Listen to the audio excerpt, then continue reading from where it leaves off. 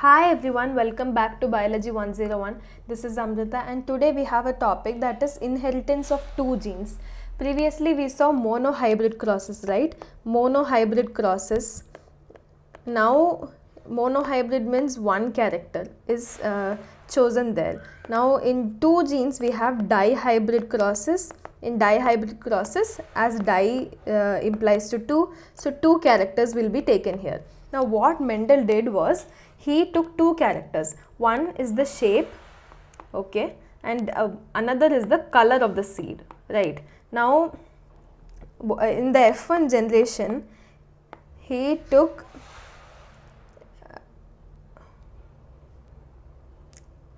not F1, I meant, okay, let's take, he took the round yellow, right? Round yellow means this one, and crossed it with wrinkled green, right? Wrinkled green. So round yellow we'll have capital R, sorry, capital R, capital R, capital Y, and in green we have wrinkled green, small r, and small y. So when they crossed here, only what do we get? Only the combination which we'll get is capital R, capital Y, small y. So what does this mean here? Capital R and small r, capital R is dominant, so we have round, and capital Y, small y, yellow is dominant. So that's why the first generation we get is yellow color round seed. So that is what we get in first generation. Now to study the dihybrid cross, we did F2 generation also. In F2 generation what do we get? Here we cross capital R, small r, capital Y, small y into capital R, capital Y, small y. First we need to take the combinations of this, right? Because there are two characters here. How do we do that? From here we can get four types of gametes, that is capital R, capital Y, this combo, or capital R, small y, this one, or small r, capital Y, and small r, small y. These are the combos which we get from this one product of the F1 product. Now in this generation, when we cross this, what do we get? Let me write it in the side. Capital R, capital Y, and small r, capital Y, capital R, small y, small r, small y. Then in the top also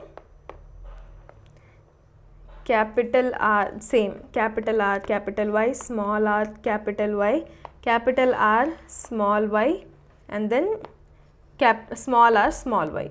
So when we cross this, we'll get the products, right? So here round we can see, right? R, capital R, capital Y. So it's round yellow. Next capital R, small r, capital Y, again round yellow. Now capital R, capital Y, small y, this is also round yellow. Capital R, small r, capital Y, small y, again round yellow. So four we have here. Next also here when we see capital R, small r, capital Y, again.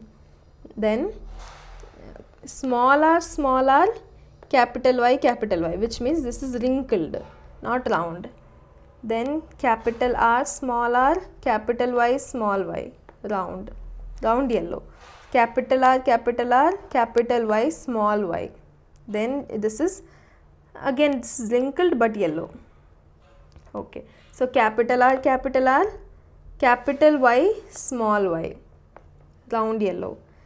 Capital R, capital Y, small y, round yellow.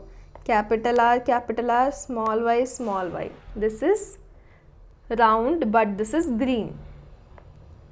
Okay, then we have here capital R, capital small r, small y, small y. This is round again but green. Next, small r, small r, capital Y, small y, green, round yellow I meant. Now small r, capital Y, small y. This is wrinkled but yellow. Then capital R, small y, capital R, small r, both small y. This is round but this is green. Then the last one is capital R, no, small r, small y, small y. Only this case is like this. Here it is round but green. Okay, so here it is wrinkled and green. Now, if we see the ratio, what is the phenotypic ratio? The phenotypic ratio which we get here will be 9:3:3:1 for round yellow. Round yellow is to round green is to wrinkled green is to wrinkled yellow is to wrinkled green. Wrinkled yellow is to wrinkled green. Okay. So this is the ratio 9:3:3:1.